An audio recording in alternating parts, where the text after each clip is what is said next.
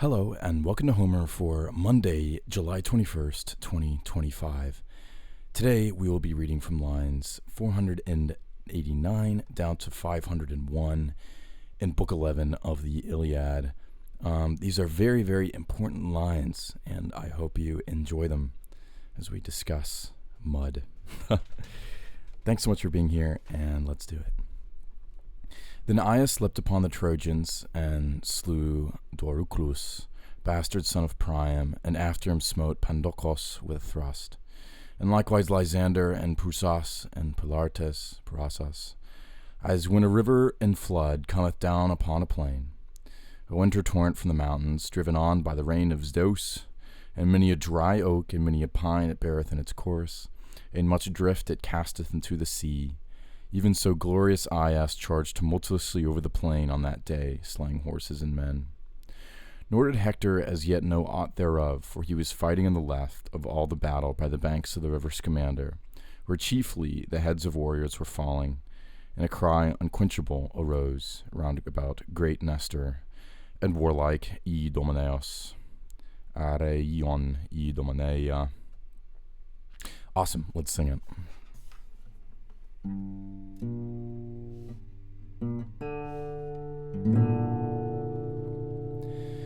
Aias de Troas in apalmenos ele doruklon.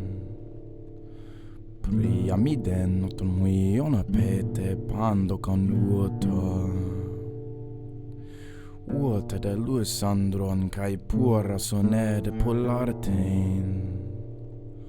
Ostopote plethon potamos pedion de catesi. Que marros cotores fina paz dominos dios ombroi. Polas de drusas de leas, polas de tepeucas. Esperatai polon de tafus getones halabale. Os FP cloneon pedion tote faidimos Aias. Dais don hippos te caia Dais don hippos te caia nera sur de po Hector. Pauthete per maces paristera marnoto passeis. Wachtas par potamoios comandro te bramalista. Andron pipte carena bale, boet asbestos orore. Nastoratam vimagan carere ioni domaneia.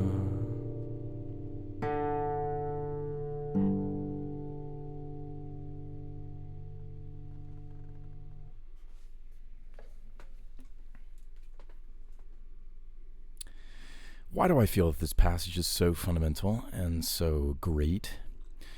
I think it has to do with the unending importance of rocks and trees in Homer. Homer is a philosopher, I think, is certainly something that's attested by our best other philosophers in the classical world.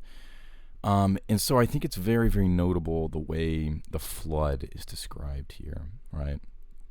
Apusgeton, mud and rubbish, all right? Derivation unknown. Very interesting. I actually haven't even looked at this, but I already feel that it's quite, important, all right? I don't know. It's very, apusgetos, tyrannio, abscolio. What does that mean? I guess there's a scolion here. Very interesting. Okay, I guess we have to go look at the Iliadic Scholia in order to really see what's going on here. Wonder if, can't look at that source either. But it's all later, so it doesn't matter. We should just treat the text here independent of the thousands of years later scholarship.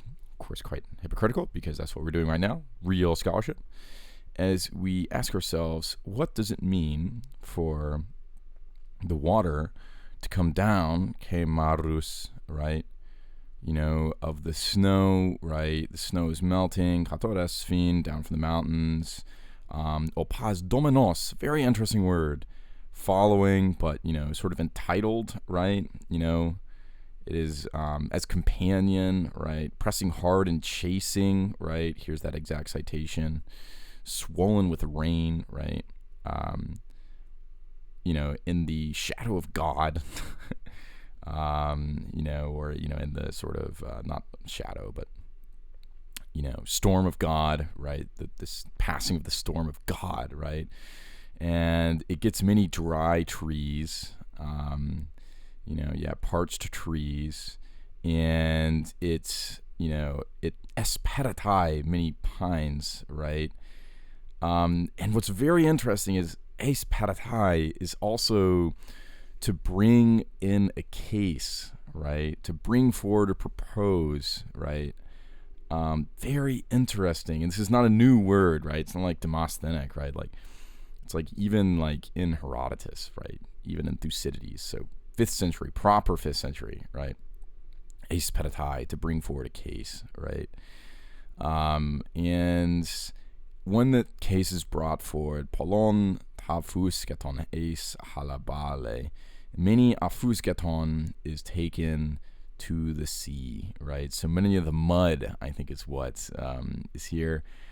But I want to go so far as to say that afusketon is actually a word describing those things which are not of the proper phusis. So you have two different trees described here, right? And they're having trouble, right? And distinct from the trees, you have, you have this idea of the mud, right? But there's no actually, cited mud here, right? Afusketon is all we have.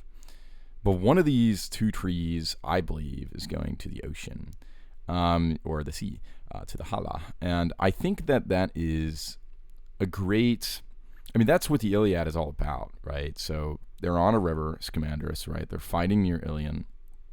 And they're either going to make it to the high city, or they're going to be thrust back out into sea. They're going to have to get into their ships and go away, right? And that's exactly what's going on here with the rain. So I think afusketon, right? I would say geton is like a sort of like peer of like gaeton, right? I don't know. Let's see if we can. Yeah, it's like sort of like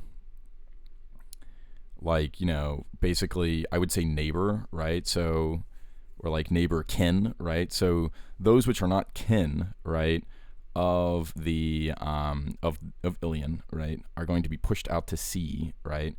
As do this tree, right? This tree which is this tree which is dry is not in the right place, right?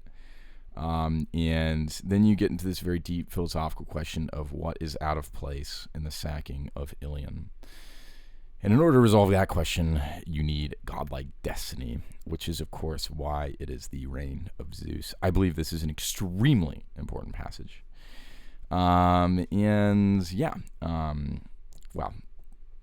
I could keep going for quite a long time, but I think you get you get the main thesis here. This is not an attested word.